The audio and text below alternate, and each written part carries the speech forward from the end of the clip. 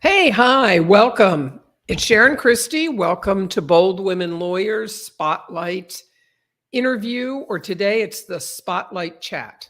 So every week, usually twice a week, I either host an interview with some great guests who can give you lots of good tips in running your solo or small law firm, or I'm doing a chat myself about a particular topic that I have learned both through my experience as a solo practice lawyer for 16 years and through my coaching of lawyers in solo and small firms. Topics that I know are of interest and you need to learn about in order to make your law firm successful. Today, we're talking about limiting beliefs. Now, I have to be honest with you when I talk about this topic. A number of years ago, my business coach said to me, "Well, Sharon, I want to talk to you about what are the limiting beliefs that are holding you back in your business." And I didn't know what she was talking about. Limiting beliefs. What does that mean? I've never heard of such a thing.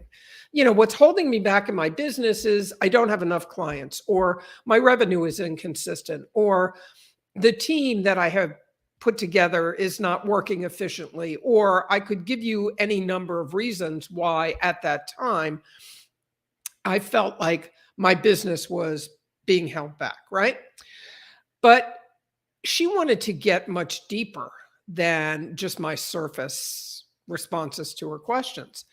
She wanted to find out what were my feelings, my beliefs about some important issues that were having an effect on the business. Now, I'm not talking about, a session with a therapist. That's an entirely different thing. But what I am talking about is being able to recognize where the things that you may not even realize are beliefs that you have about your business and how it performs and how you're performing in your business, beliefs that you may have that, like I said, you may not even recognize until you think about it a little bit, but how that can have a detrimental effect on you and on the running of your business. So let's start with, I'll give you, my examples. Because as we started to delve into this a little bit, there were issues that were coming up in the running of my business, and one of them was my team. And I said, well, you know what? I'm just not good. I am bad at managing people.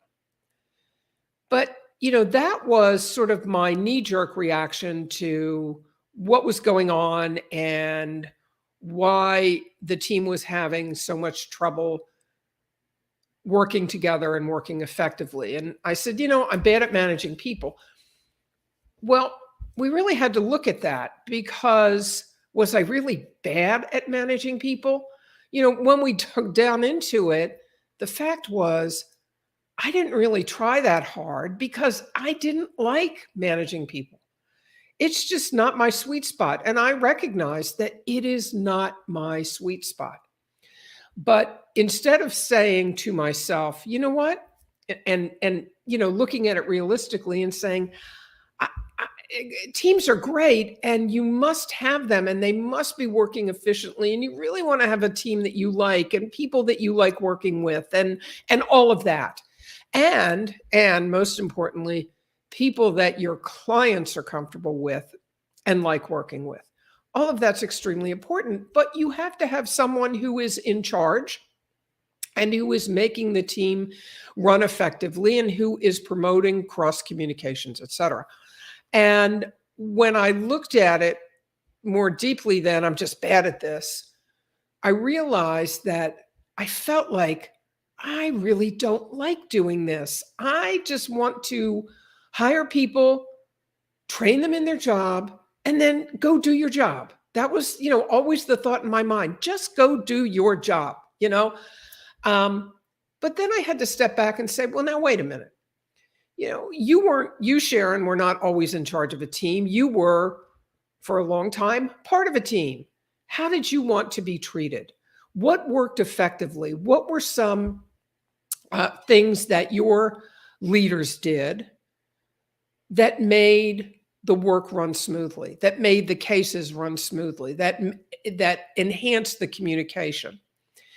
And when I started to look at it that way, that, this is a skill that I need to develop more, it took on an entirely different perspective for me, because I realized that I'm not good at managing a team. I'm not bad at managing a team. That wasn't the issue. I wasn't skilled at managing the team, but I could become skilled, and I could learn about team dynamics and about communication and how to promote it. I could learn about how to get my team members, my individual members, get them excited about what they were doing. I learned about, look, they're not just your team members. Of course, they're people. Do you know enough about them personally? Not prying into their personal lives, obviously, but do you know about them personally? What motivates them, what their goals are? These were things I had never thought about. I certainly had never asked about. But once I started studying it in more depth, that's what I realized. It's not that I was bad at managing people. I didn't know enough about how to do it and how to do it well. And that is an entirely different perspective. And so once I realized that was the issue, then I was able to take steps to actually start to work differently with my team, and to find out more about them, and to find out about their goals and preferences, and to really hone in on what are their strengths, what are their skills, how do we manage the workflow to maximize their skills. So there were many steps that I was able to take, but the very first step was to recognize that it's not that I'm bad at managing people. I'm just not skilled enough at it, but I can fix that. Another, I think for everybody, another limiting belief is about money. Now, the belief that you have, that we all have, are very different, but sometimes there's some consistent themes. So, for example, if you grew up in a family that had to live paycheck to paycheck, then you may believe that there's never enough money, and there will never be enough money. There's never going to be any money left over at the end of the month. That's not true, but it's an ingrained belief because that's what you grew up with. The first step is you have to recognize it, and recognize that you may be making decisions with that belief in the back of your mind. There's never going to be enough. So, why bother? I always believed I'm really bad with money. I don't handle money well. Well, why did I believe that? Well, look at the evidence. And I looked at the evidence. Well, and in fact, it wasn't true. But I had grown up feeling that I just wasn't good at it. I didn't manage money well. I didn't have people that could teach me. I was raised by a single mother who really did the best she could under the circumstances, but the best she could was living paycheck to paycheck. And that was what she had to do, because of her circumstances. But I sort of internalized that and said, yeah, well, that's how it's going to be for me too, even though my situation was entirely different than hers. I mean, I was highly educated. She had a high school diploma, which was great. She worked as a secretary, which was a wonderful job, but certainly not high paying. But I was able to go to college and then get a master's degree and then get a law degree and become a lawyer. It's an entirely different situation. And yet my thought process about money never changed from the way I grew up until I really started to look at it more closely. Is it really true that I'm bad with money? Is it really true that there's never enough money at the end of the month left over, for savings, for, investments, for whatever it is, you want to do with it? No, that's not true. But if you're thinking that that is true, it becomes a self-fulfilling prophecy.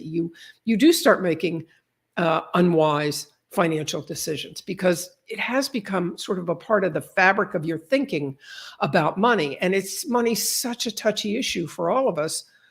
I understand how difficult it is to get to the core of what your real beliefs are about money. But If you feel that, you're not good at handling money, or you feel that there's never enough money and there will never be enough money for you to do the things that you want to do, you want to step back and look at where's that coming from, and and frequently I've learned it does come from the situation that you were raised in, and look at whether that situation is still true for you. I'm going to bet you it's not. Your circumstances are very different.